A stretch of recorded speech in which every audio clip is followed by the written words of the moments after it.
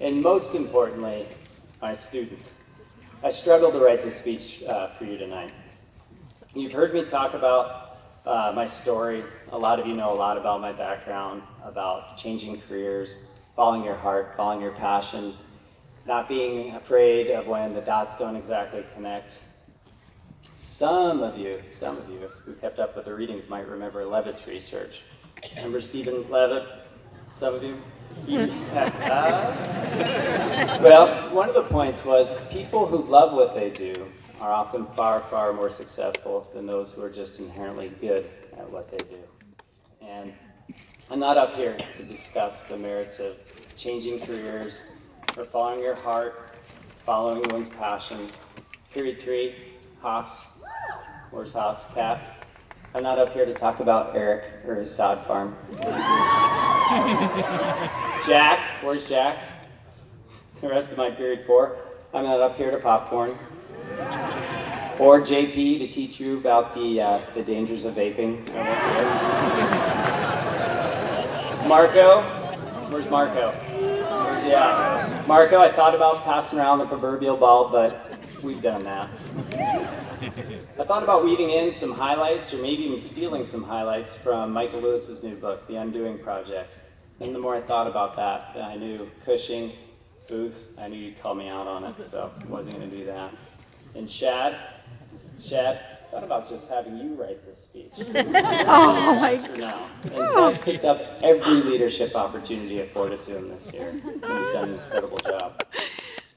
Then I thought about sharing just some of my highlights from this past year, and there have been many. Nick Beso, Nick, that Frida Kahlo costume, unbelievable. Helping Dulce do her actual taxes, not fictitious taxes. Meg Peterson nominating me for the Crystal Apple Award, or being asked to throw out the first pitch on senior day. I think Blake, where's Blake? Was that not the best 25-mile-an-hour fastball you saw? I thought it was perfect. Well, I decided the speech isn't going to be about me or my thoughts at all. And sorry if when you asked, you wanted more of the Alvarez show. This year, I just couldn't do it. So instead, I thought you might want to hear from people far more interesting than me. People I admire, I respect, and that I find fascinating.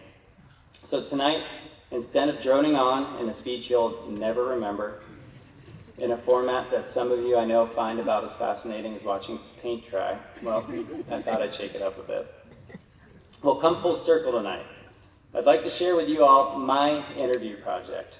And for those of you who might not be familiar with my class, most of these students graduating here tonight have conducted an interview for one of their final assessments.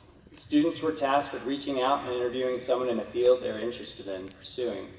Students were given the chance to get out there, to look around, to kick the tires, to ask lots of questions. Because sitting down in the doctor's office and talking about their career path is far different than just going and getting a checkup. Then students had that chance to share their experience with the class. So students, I thought you might appreciate seeing me do a little homework tonight, since I've been dishing it out all year. So without further ado, my little interview project.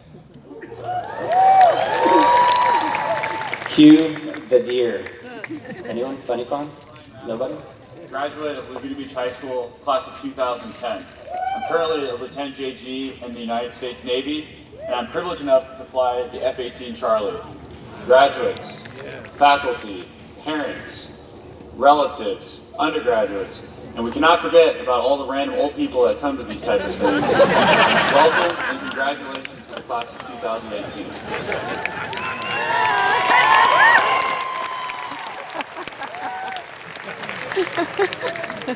So who are you?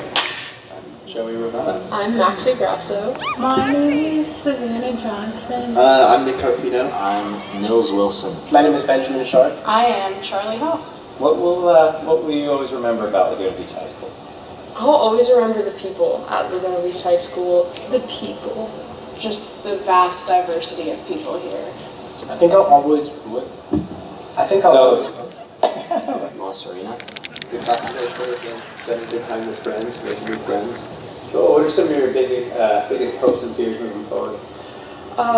Moving forward, I'm very afraid of probably just deciding on what I want my future to be because I'm a pretty indecisive person.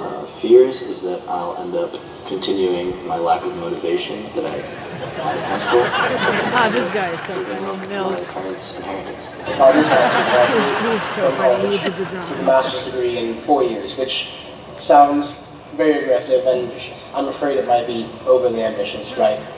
My biggest hope is to learn as much as I possibly can and experience as much as I possibly can through, of course, through education and through my career, but also through traveling and meeting people. And my main fear is that I won't have enough time to do it all. Wow. Who in your life brings you the most joy? Mills. I don't know. Mills is so funny. I still might brother Kyle. Mills is so funny. He's a beam of sunshine. He's always smiling. He's always happy. He's always talking about golf and Tiger Woods and the next win that he'll golfer. get. My grandma understands me on a level that nobody else does, and even though we rarely see each other, she lives in Arizona, and when she's not living in Arizona, she's traveling around the world. She's